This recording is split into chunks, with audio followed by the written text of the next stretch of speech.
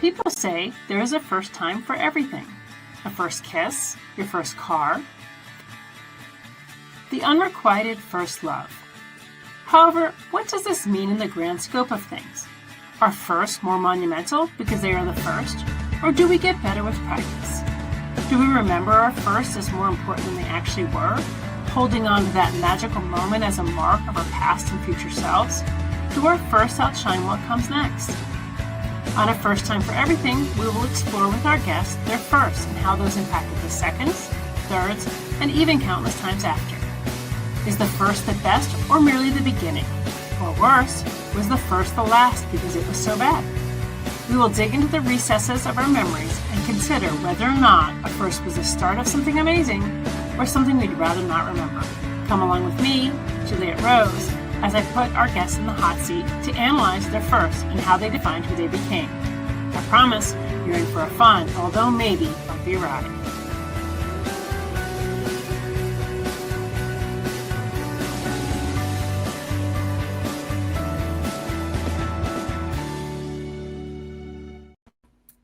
Hello, everyone, and welcome to a new season of First Time for Everything. This is our first episode of the season, and we're happy to welcome Kevin A. Davis with us today. As you guys know, I am Juliet Rose. I've been the host of the show for the past two seasons and signed on again with this season, and I'm also an author and a publisher. So we welcome everybody to the show, and we just remind everyone to set a star to let us know how we're doing here at Go Indie Now. Every time you contribute, you get entered into our season-ending gift card. One lucky winner will receive a $25 Amazon gift card, a $25 Bandcamp gift card to get the best of indie music, or a $25 Drive-Thru PG gift card to get the best in indie gaming, a Go Indie Now t-shirt or mug, and a selection of ebooks from some of our guests and hosts at Go Indie Now. So again, we appreciate you tuning in again for season 3. And Kevin, we'd love to hear a little bit about you. Hi, Kevin A. Davis. I am a fantasy author primarily, but most of my most popular series deal with contemporary fantasy, magic and modern day. I guess it's just my what if kind of mindset where I'm sort of making up little scenarios about, what's going on behind the scenes when I see weird stuff. And so that's been my strongest books overall, and I really do enjoy. I was just at a convention and got a chance to meet people that have bought from me before. So like now they're buying, the sixth episode that just came out, or the 5th episode that just came out, and it's so there's so much energy and so much joy in that when you see someone actually appreciate the work, and really enjoy, what you put into it. So. Fantasy author, but also I write a lot of short stories in a large variety of genres, and I've written books in other genres. But on top of that, I do inked publishing, which when I first was starting out, I was doing a lot of short stories as well as novels, and I wanted them to see the world, and it was hard to pitch through these. So we opened up Ink Pub, and we started publishing anthologies of short stories for authors. We did our, initially there was, a lot of, our first ones had, good pay. And then as we went along, we realized this wasn't something that was an economic feature. So we started to work on royalty share so that the author starts to, we work through draft to digital so the author could bring in the cash themselves, and that's worked out a lot better. Still takes money, editors, covers, all the good stuff.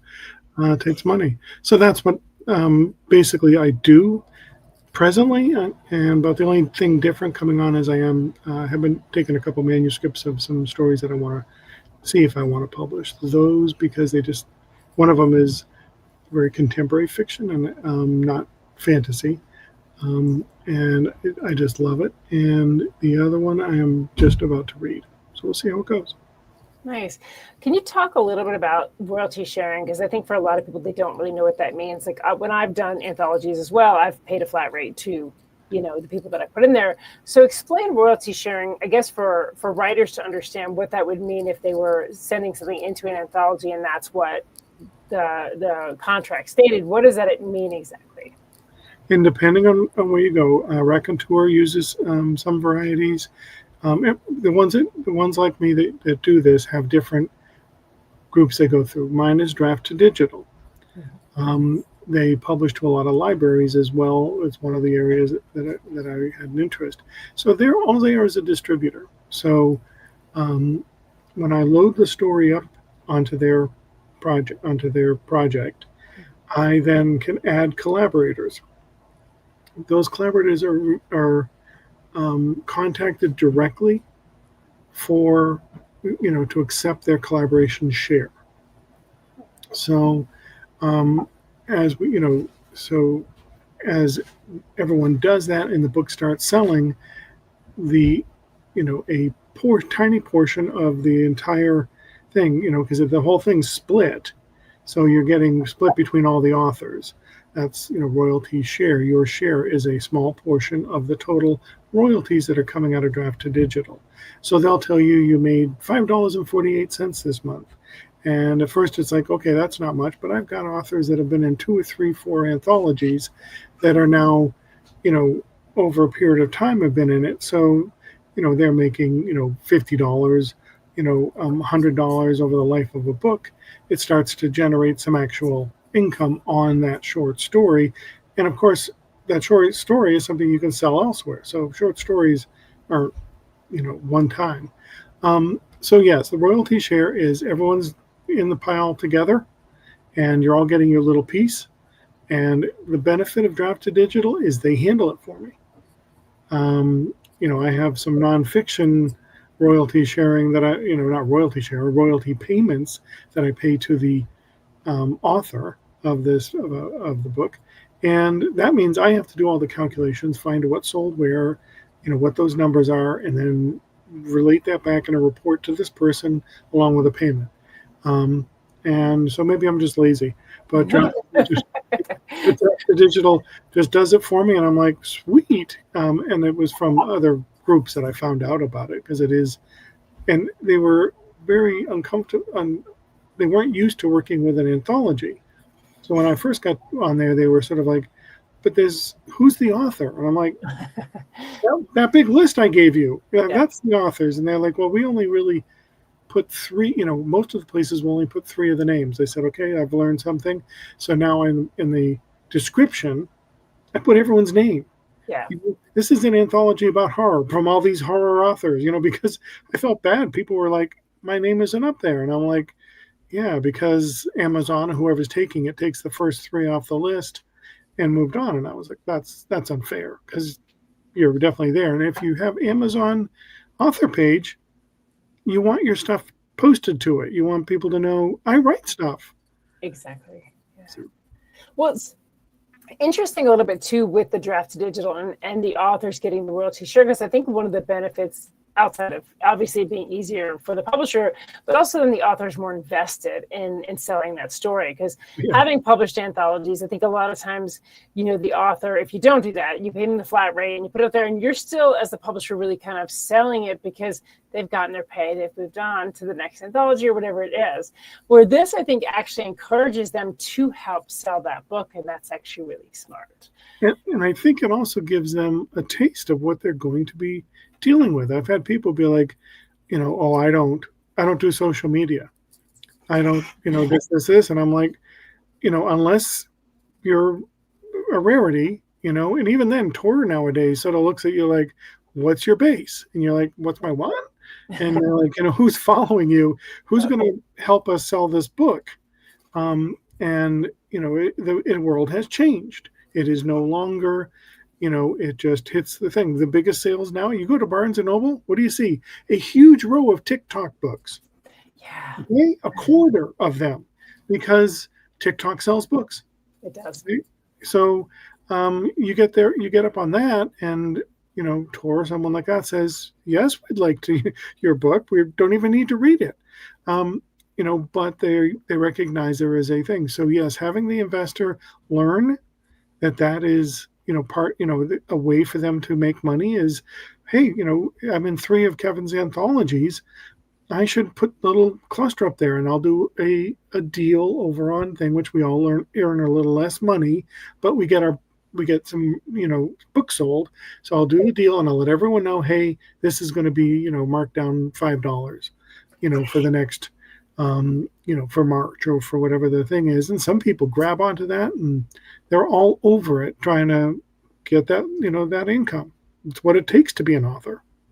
Yeah, and Anita said, yeah, I always market a little harder for the royalty anthologies than the flat rate ones.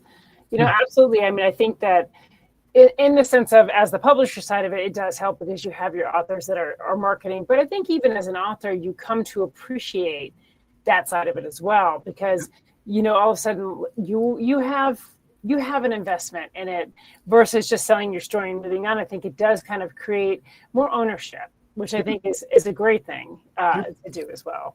Yeah, definitely is something that they learn from. Absolutely. Yeah, absolutely. Do you find when you say, as a publisher, when you're kind of looking for people for anthologies, I don't know if you do invite only or if you actually just put out a call, but does that matter? Like, does it matter that you've seen somebody that has marketed their work or that has marketed previous anthologies? Does that make a difference, or you just go strictly based on the story? All right. So our process for all except for one anthology, which I will discuss, is anonymous. Partially because I wanted, as a writer, that my story be the focus. So we have a group of slush readers, and they range up and down, how they're involved. And one person's like, doesn't do horror, so puts out a couple of my anthologies. But they'll read through, and I made a simple rubric: opening, character, ending. Because it gave me a basis to identify. And they sort of score those. I do judging for Royal Palm Awards out of the Florida Writers Association. That's a 10-point rubric with buckets of explanation for each one. And I'm like, these guys aren't going to stay with me if I ask for that. Just give me some numbers and move on. And I leave a note for comments if it's like, because I'll get comments like, this is extremely misogynist, and I just won't. Our statement says, no rape, no infanticide, no gratuitous gore, unless it's a horror and we get rid of the gratuitous gore. It's sort of part of it, might be part of it. But there's other areas that I'll then take a look myself real quick and then be like, yeah, that's cringy. And it's just not something, and even my editors wouldn't take it. So there's no reason to waste their time. So then the top of those scores get moved over to the editor for them to read through and select from. They still don't know who they are. I've got, because what I've asked is don't put it on the file. So one of my jobs is going through and opening each one before I get it to the readers to make sure that it is clean, that it doesn't have the name in there, because people follow submission rules, right? I'm relaxed. I really am. I don't even ask for font size or anything like this, because, but there are certain areas, I do put it in there, but don't even pay attention at the point of it.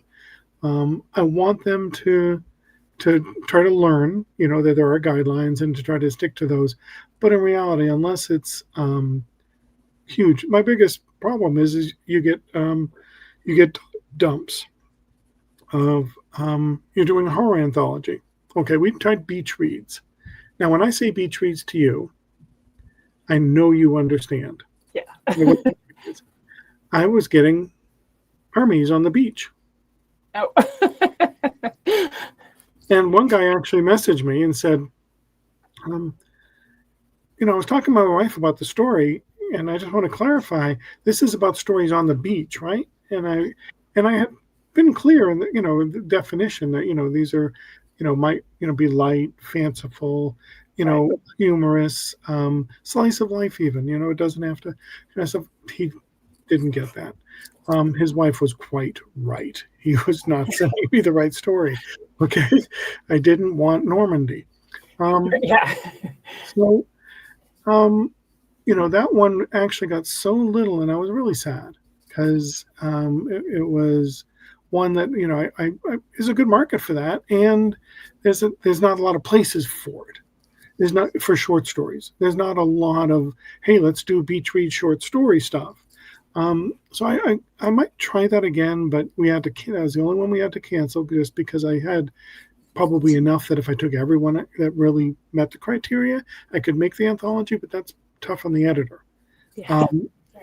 Because some stories you're just like, this is like not even something I can fix with one round of editing. This is developmental.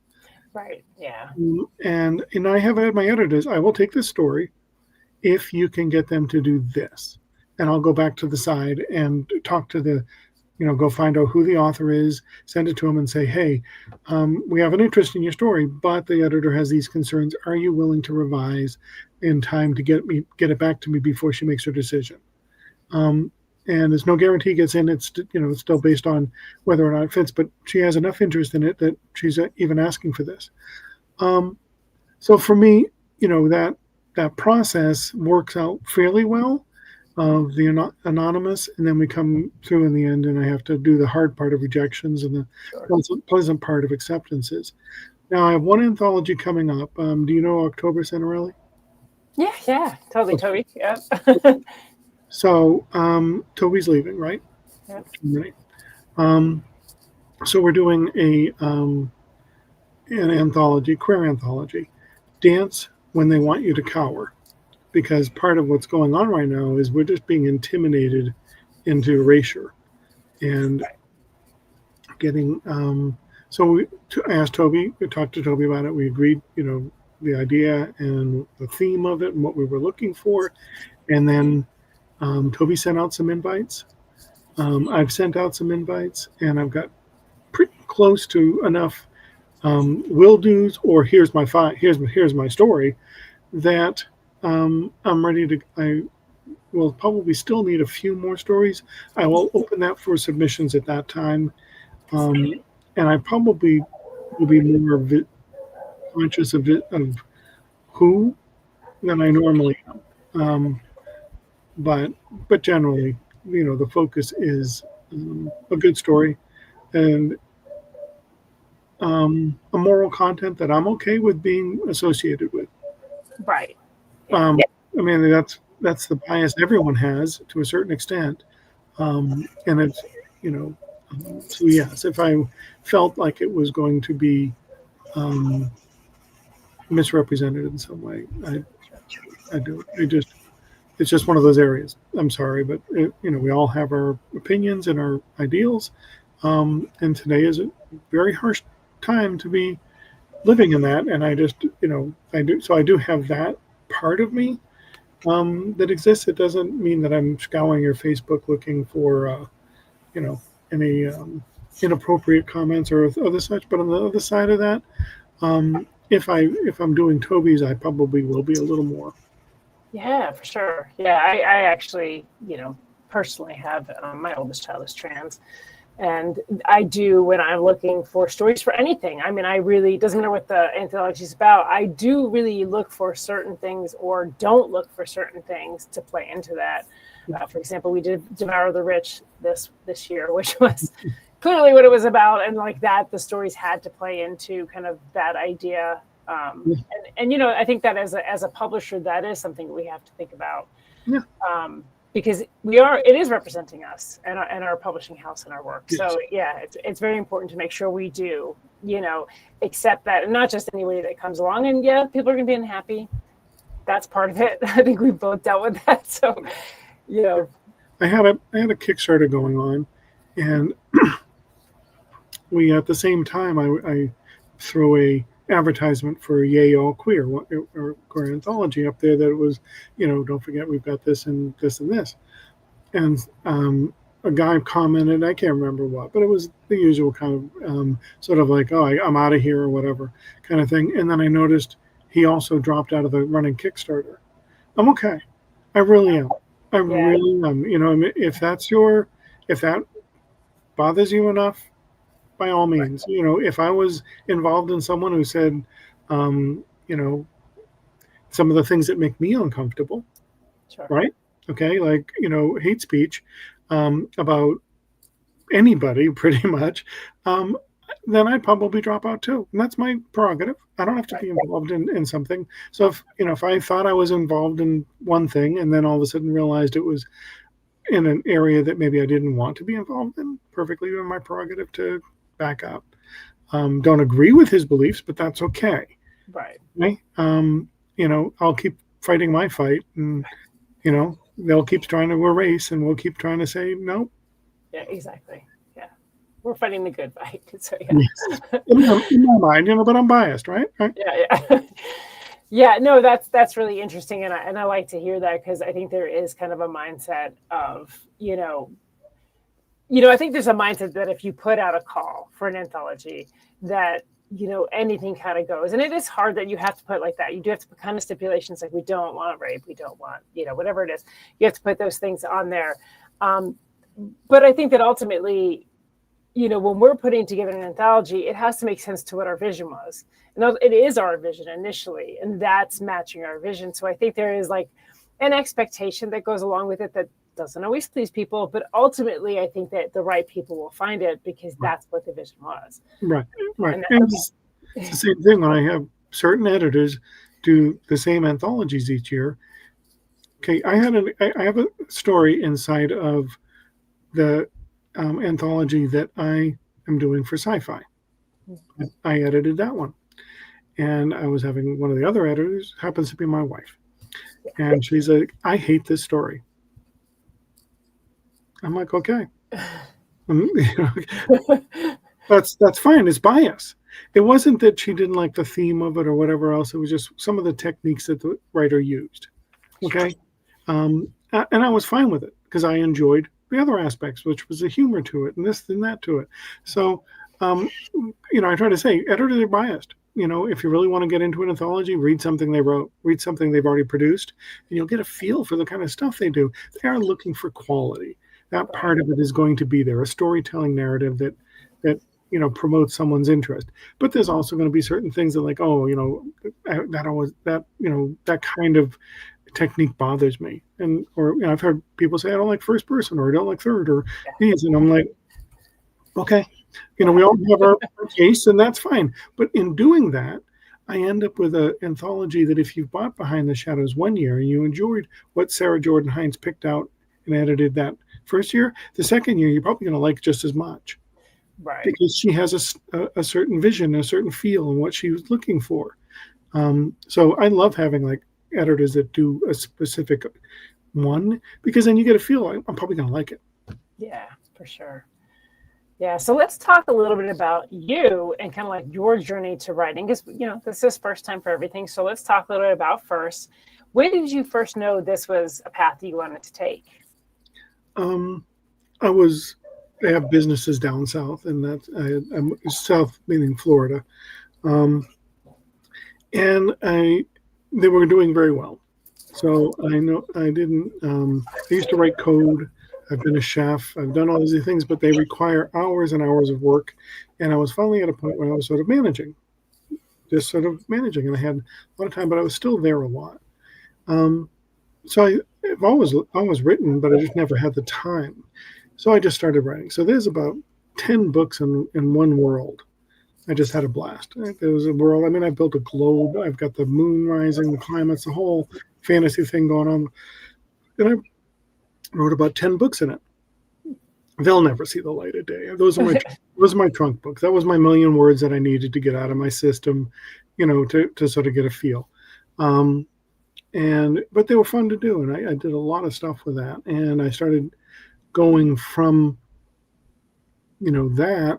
That was about a year kind of period, and I went out to, I started going to conventions, Jody Lynn Nye's workshop at Dragon Con, any convention that had a writer's track, Superstars out west, just trying to get information on the craft. And that's when, and one of those was a FWA, where I met someone who was like, yeah, who's reading your stuff? And I was like, and he's like, no, you need to have people read it. And you need to get in critique groups. You need to get writer friends. that you can share with and do some things with. So Chad got me in his writing group, which was sort of in a weird stage of everyone's story. They had all had these, books that they were running through their group, and they were right near the end of everyone's book. And the group was basically disintegrating because everyone was sort of not really moving on to the next project. So I got a taste, and then it disappeared. And then I tried a couple others, and some writing groups can be really horrifying. Okay, so if it doesn't feel right, walk away. No harm, no foul. I found 3 groups, one out of Jody Lanai's workshop, one out of Jordan Con writing groups, and another one out of I was involved with Dave Farland. He was a mentor of mine, and so I have 3 groups of people that one meets weekly, two meet. We try to meet weekly, but it's pretty much every other. It's much more of a brainstorming, and one monthly. And it makes a world of difference to have people read your stuff, and you know them and they know you, and they can say, I specifically remember one person saying, "Whose foot is that?" in a fight. And I couldn't tell myself. I'm like, I don't know. By the time I was done, I was like, there doesn't need to be a foot. If no one knows whose it is, it's not serving any purpose. It's out of here. You don't get that on your own, because you'll read the same section over and over again and just be like, it's fine. It's fine. Yeah. And someone else will pick out something and ask you that question that'll stir your mind. We'll show you the commonalities that you use, over and over. You lean on certain techniques and help you with that. So for me, that was the early start was right. I wrote a lot just to write, and then I started getting involved with people, and that's when I could feel changes come in my style and in my writing, and now I still cringe on some of the earlier books. Yeah. Okay. Published earlier books, and you're like, don't read that one first. But less and less so. There's less and less that when I go into the beginning of a book that I've written a while back that I'm like, oh, that's really rough. Instead now it's much more of, oh, I see where I did that a lot. Yeah. But it's not horrible. It's just it's a little click that you're doing, and it could be better. But again, for me, it was about getting out there, meeting people. Jordan Con, Multiverse, Gen Con, all have these great writing tracks, not just like a couple writing panels, but full tracks. I run the Jordan Con Authors Workshop track, where we do a critique session at the end of it. We have 2 tracks at Jordan Con: writing track, panels, sit there and laugh, listen, take some notes. Authors Workshop track, as much as possible, get you to walk out with something fixed or something new. Authors Workshop track, Friday night. I had Jody Lanai. I had Jancy Patterson. I don't know if you know her from Sanderson's work.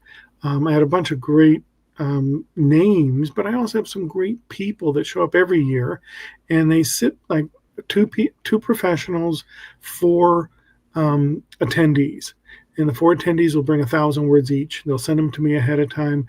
I get them distributed to everyone, and I get a little pod, and I move that off to the side, and they go sit out there for 2 hours and discuss these stories. So you're not only getting peer review, you're getting professional review. So it might be like the advice that you would give to someone who's maybe on their 100,000th words kind of level early on, and you'd be able to, kindly and carefully be able to say, I like this part. This worked out really nice. There's a spot here where I've sort of slowed down because we talked about how the world existed 10 million years ago and developed gases, and the stars formed. And I sort of lost me on that that point, and we can try and help someone, get past those little spots. We also do pitch sessions where we have people get up there and read that 30-second elevator pitch. We teach them what an elevator pitch is. Then we tell them, Then they get up and they try it. And we have John Hartness, Nicole Gibbons, some people, the Allstroms sitting up there going, yeah, I can tell sort of where you're going, but not here. Or be like, is that ready to read? Right. And then we do Slush, where we do more 600 words read out loud, and we've been graced to have sound booth theater there. So we've had Jeff Hayes and other narrators narrating these stories, and really cool. It's like the coolest thing. That's really cool. Yeah. And then again, the panel will raise their hands when they would have stopped reading, and that's a heartbreaker. I'm going to tell you guys right from now, the idea that someone would only get, a page into your story and never read the whole thing, but it happens. So make those first pages count, because it will, especially if you've got 800 submissions and you're trying to pick up some stories. It can be to the point where at the end you're sort of looking for reasons not to. And right, yeah. It's more about elimination than acceptance, yeah. And if you can write something that the editor just cannot put down, then you probably have a really good chance of getting to the next level, because it could be a slush reader who just sort of like writes a 1 for start, and I've had them just not give me any other numbers, and I'm like, ouch. But they're probably right, and I do check them, and I know them. I know stories that go through them and won't go through. So that opening slush kind of thing is really important. Getting used to the heartbreak of having someone say, I wouldn't read this, but at the same time learning how to get past that. Sure. To where you're like, I'm going to hold you here by your chin hairs and not let you out of my story until you've gotten through it, and then you can make your decision. You're going to listen to me. I love those kind of workshops and pieces, because it gives brand new writers a chance to get past the fear, and learn. And yeah, sometimes it hurts, but sometimes, usually, if you're looking hard enough for growth, you'll get something out of this. So those workshops I find are priceless for new writers. For sure. Yeah, no, I totally agree. I'm going to show some comments that we have. So Heather said that she was in the FWA for years. Mm-hmm. And then Joe said, crutch words, the bane of my existence. We all have them. Everybody was always shrugging in my first book. Like, that's like, everybody shrugs. Let's see. I'm not sure what Heather was talking about. I said I also heard that piece of advice, but I'm not sure which advice that was. And then everyone has them, crutch words. We all do. That is for sure. And then Joe says, true, but I don't have to like it. Let me go down here. Let's see. Kevin is a big reason why writers have flocked and continue to come back to JordanCon. It's an awesome con. It's one I haven't done, but I do multiverse. I'm not actually doing multiverse this year because I accidentally double booked. But I've done multiverse for the past couple of years, but I haven't done JordanCon. And then let's see. Nice. Congrats on getting to do that at JordanCon, Kevin. So and it was interesting because I kind of wanted to touch back on the workshops are great and the panels are great, but when we're talking about writers groups, you had said something about, if it doesn't work for you, move on. And I do think that's really important for writers. Yeah. I'm a librarian and I teach writing classes at the library. And one of the things I get sometimes from people in the classes is that they joined a writers group and it discouraged them. Yeah. And I think there's an important thing to understand that, like, a writer's group isn't the end all be all. There's still people with a room full of opinions, and if it doesn't work for you, it's okay to move on and find a group that's actually constructive and you feel like you're growing with. And I think growth is the important thing. Instead of just walking out feeling like, maybe I shouldn't do this. You really do want to find a group that's going to make you feel like, okay, I have work to do. I'm ready to do it. And I think that's a really important distinction when you're looking for a critique or a writer's group. And if you really can't find that, search out that writing partner.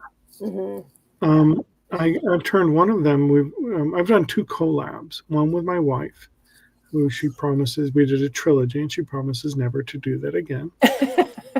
It was the best parts of the book are parts we had the most discussion over. Yep. Because the 2 minds really had to polish that piece till we got an agreement, and it came out great.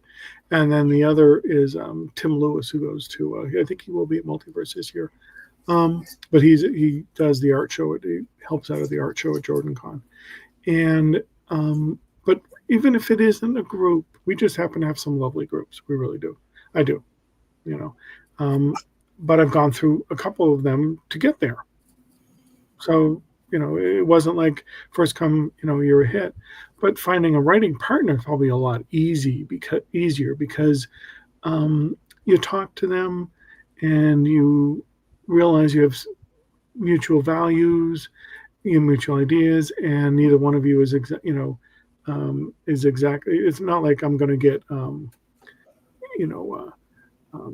Robin Hobbs to be my writing partner. Okay, we're not on the same level. Okay, it would be basically she's mentoring me, and that probably, people will do that for cost, but it's generally not worth it. So, but finding someone who is writing at the same level you are, you're both doing short stories, you both like this kind of genre, you both like these authors, you dislike those authors, whatever it is that gives you a little click, try with them and just say you want to swap stuff.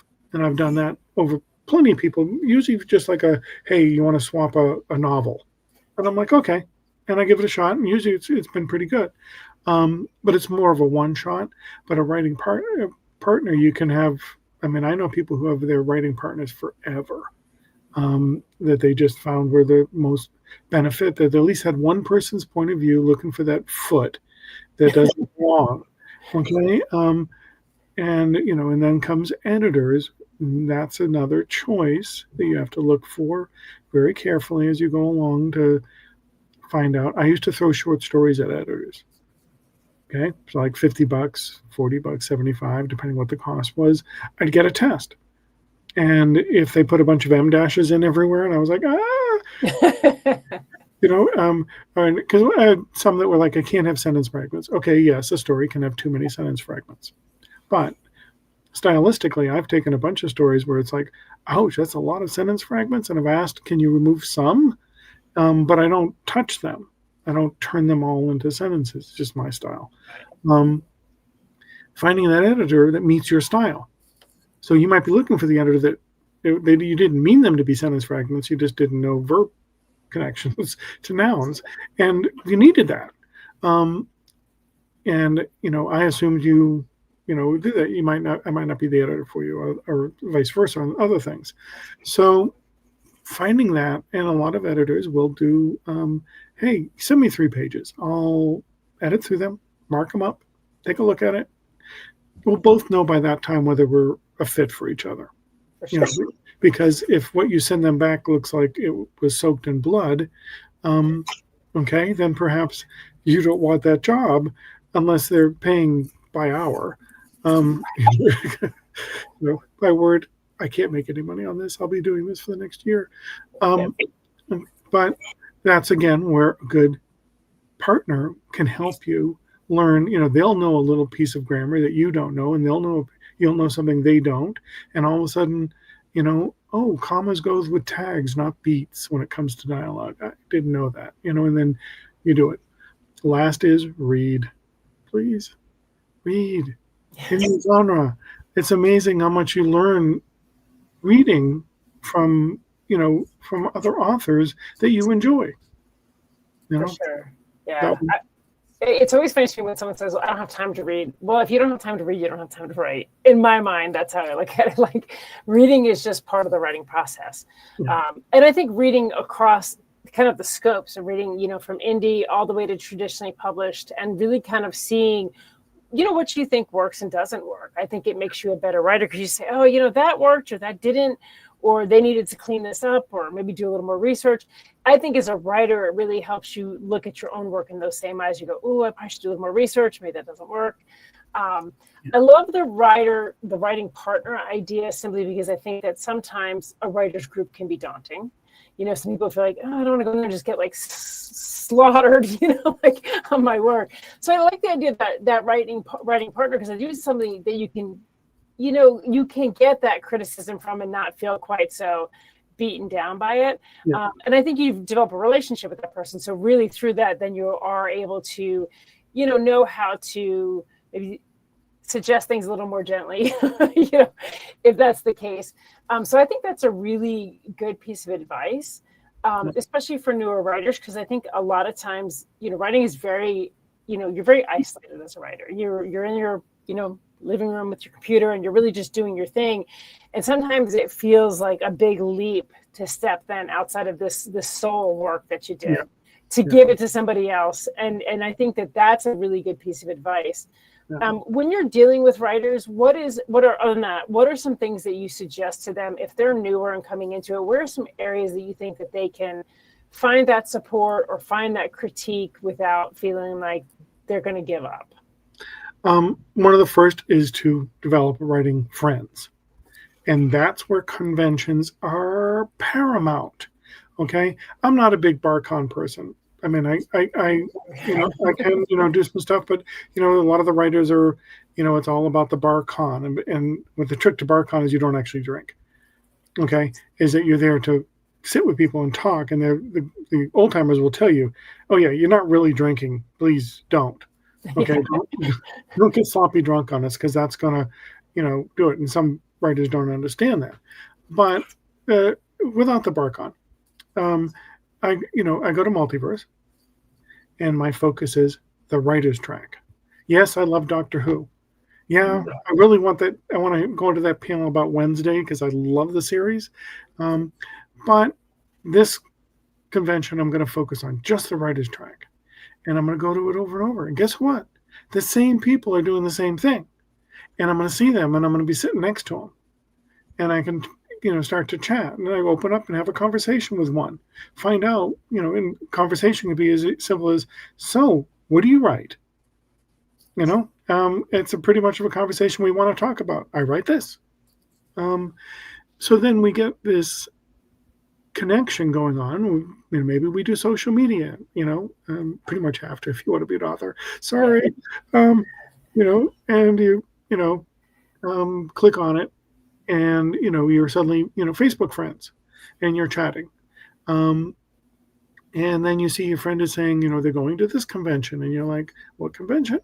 And you start to, you know, have that piece. Little by little, it's, you know, seeps in. Or if you're an extrovert, very quickly, you're suddenly having lunch with, you know, 4 or 5 people that you didn't know 4 hours ago. And you were chatting books, and you were chatting stories, and you know, all that kind of stuff. And you're learning with a fire hose from people around you, what they're doing, you know, what you're doing. So for me, that if you're, you know, because there are places where you can try and go get critique groups just sort of online, and that's possible. And I think I've done that once, and it didn't work out. But when I've actually met the people, and then they've said, hey, would you guys like to do a writing group? I'm like, I would love to do a writing group with you guys. Right. But even a writing partner, even just writing friends, but it starts with some place where they gather. And, you know, you can haunt the local Starbucks looking for the guy with a laptop, but it may not be a writer. Right. Much easier to find a whole bunch of writers when there's 40 of them going to the same track for over 48 hours. So that would be my biggest suggestion is go to Multiverse, and go to Writer's Track. Go to JordanCon and do a Writer's Track. Go to Jody Lynn Nyes at DragonCon and do the writing track at DragonCon.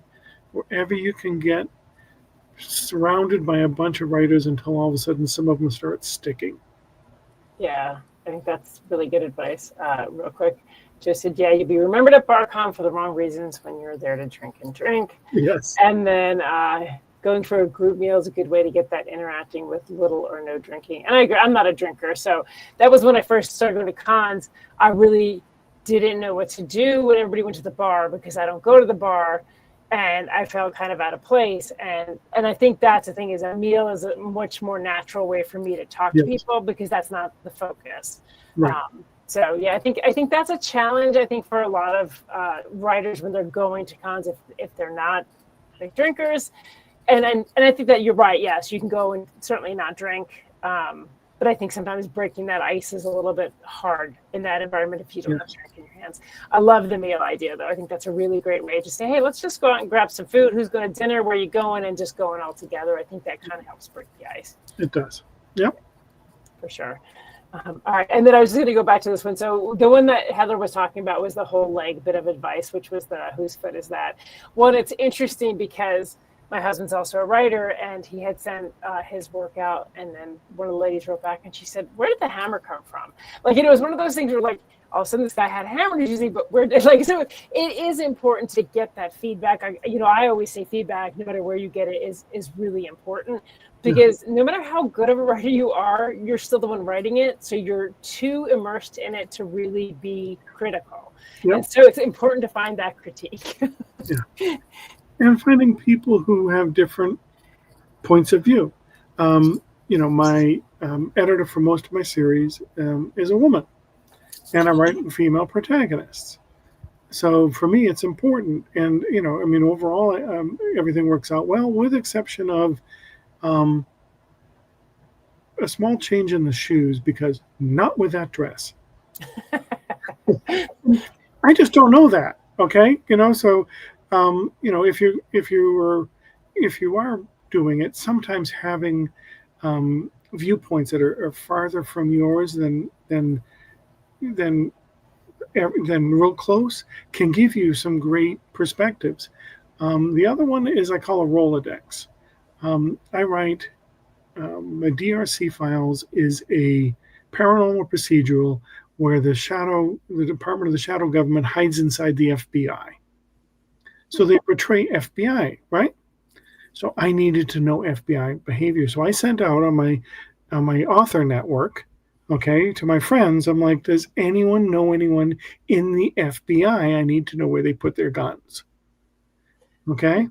So I got a guy now who he's like, so I'm trying to remember, was it Deep Throat? Was that the thing? So, yeah. Okay. So I go to him and I say, can you ask your friend this? And then I get a response of, my friend said this about FBI procedures. So I get the answer as I go.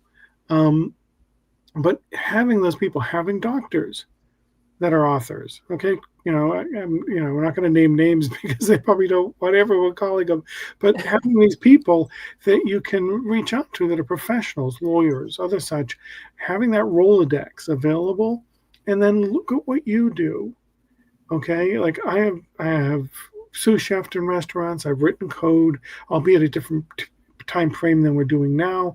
But there's still things that I've run businesses, things that I might be able to give you a viewpoint on that might help in your story if you're trying to portray that and you don't have that experience. So the Rolodex piece is as long as you're willing to be on the other side of that, and if someone needs your help, you're going to stand up. So it's one of the areas that try to find, especially if you are going to get into the best thriller writers, were usually crime reporters. If you go through and you look at who they were before, they were journalists, so they knew how to put a sentence together, okay? But then they sat there and dealt with the reporting on the criminals, but they usually did it through the police department, getting that information from them. So learning that helped them become what they wanted to write about, even though they weren't actually in that industry. They weren't detectives. Right. Yeah. I think that's really smart. I mean, I'm a big researcher on stuff, but I think you have to know your limitations as a writer too, and be willing to reach out to get accurate information, even in the sense of sensitivity readers. Like if you're writing outside of, your culture, outside of your experience, using sensitivity readers or using people that are experienced really just makes your story more plausible. Also is more respectful. I mean, you don't want to write something that is going to offend culture. So really being willing to say, I can write, but I need to know my limitations and be willing to reach out to those people that know better. And if they're critical, if they say, that's not the way it is, listen. listen. Because you don't have that experience, okay, at all.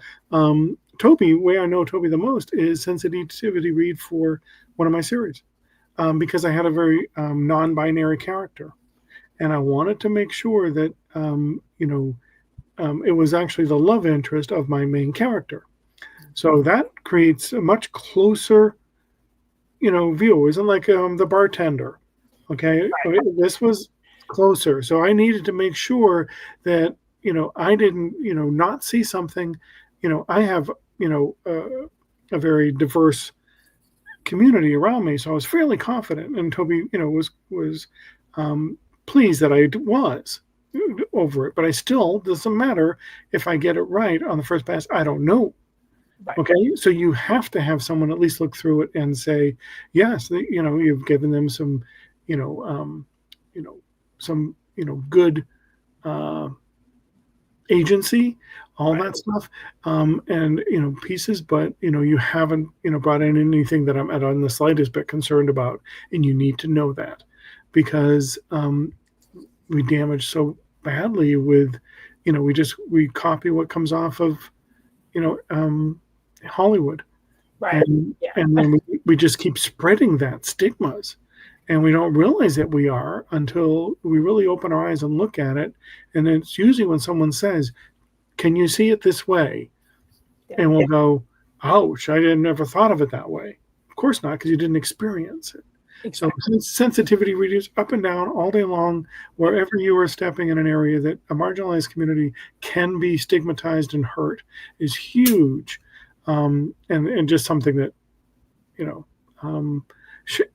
shouldn't be ever a concern for someone, period, to consider doing. It should be much more open that that's a thing that I need to do, not something I don't want to do it because they might change my story. Yeah, they might, right. In a good way, in a good way that helps us all in the future, rather than just later on. And not to mention, you do it wrong and you will get backlash. People will come through. So if you just want to go on a mercenary level, if all your interest is your sales, then you don't want to see your sales tank because suddenly there is a movement against that book. And but that also deals with you. Yeah, and I think it's it's really important. I think that's one of the things I tend to, when I talk to new writers, is there are things that we have to stop looking at as an extra step that's unnecessary and just see it as part of the process. Sensitive readers, just part of the process. And editors, just part of the process, right? Like, we have to say these are just things that have to be done to put the book out there. And that really ups the quality of work that's being put out there. And again, it's really hard to undo damage you've done to yourself. If you do something and it's out there in a book form, it doesn't really matter kind of how you try to backtrack. At that point, you've already put it out there. So do the work beforehand. Yeah. And we watch a lot in the industry amongst people of our level, right? We hear stories, we see things, and they create a mindset about a person. So another area that I'm going to sort of a quote from Kevin J. Anderson, which is the concept is just be nice, okay, and be pleasant to each other, but generally don't be an asshole, okay, because people will remember. So maybe you were righteously upset, maybe it was something that when you were looking at it, you were like, yeah, this is something that I really was wronged. It may not be the place to bring it out at that moment. And you may dislike someone's opinion. It may not be the place to have an opinion about someone else's opinion. So when you do so, you're going to, that doesn't go away. It's sort of like, you joke at everything stays in Vegas. And then, everything at Dragon Con basically has been put on social media and will last forever. And that's basically the same thing when you're in groups, is that, be conscious of your behavior. And if you're angry or frustrated about something, find a more appropriate time and place to bring that out rather than, do it, because it will last in your overall thing. And you as an editor, that might take, you might be looking for a invite anthology, and this person might be a really good writer, but you're unsure of whether or not they're going to be volatile in the editing process. Yeah. Okay, and you'd go, I'm not taking the chance. They're a good writer. I like their stuff, but I'm just that memory I have stuck with me, and I'm just not sure about that. Or if they going to do that on, are they going to explode on my social media if someone says I didn't like this story? Right.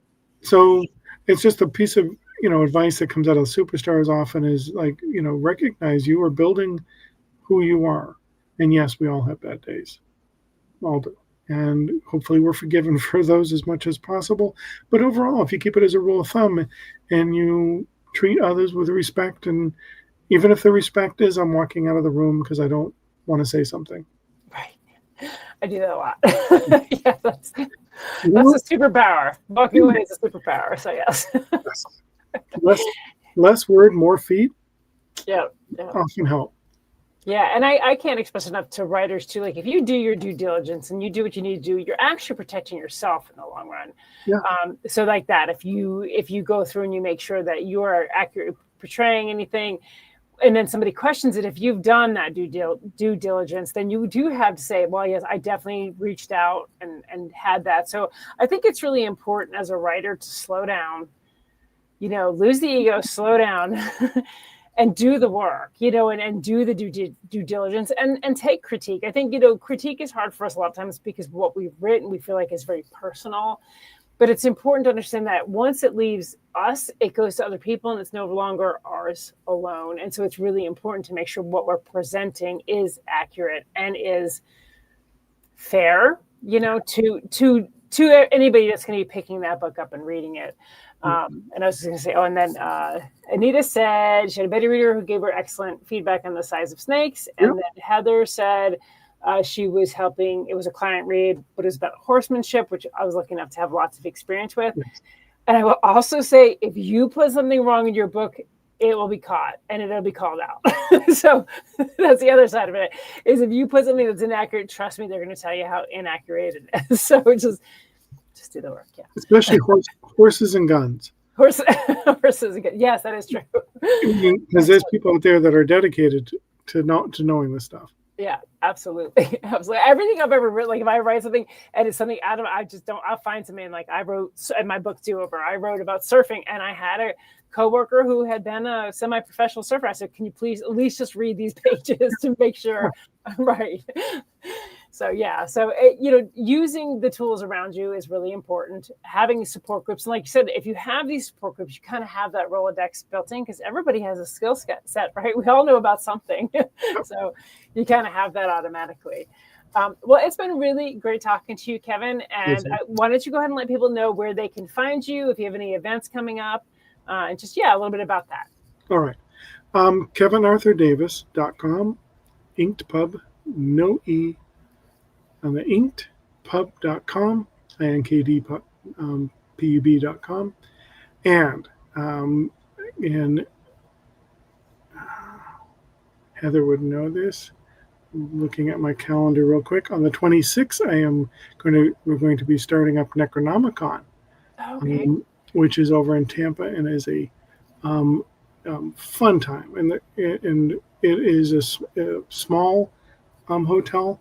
But it is, they run all night long if you're into the late night activities and maybe some more explicit panels.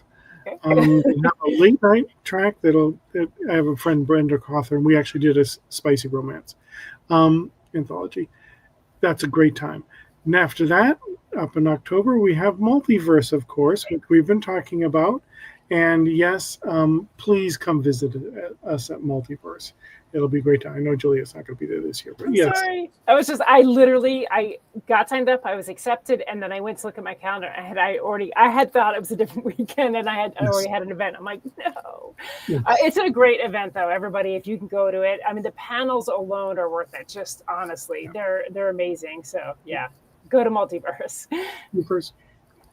All right. Well, again, it was really awesome to have you on, and it was a Thank good you. chat for me as well. So, yeah, That's it. and we appreciate it. And just a reminder to everybody, it's always time for Go Indie Now.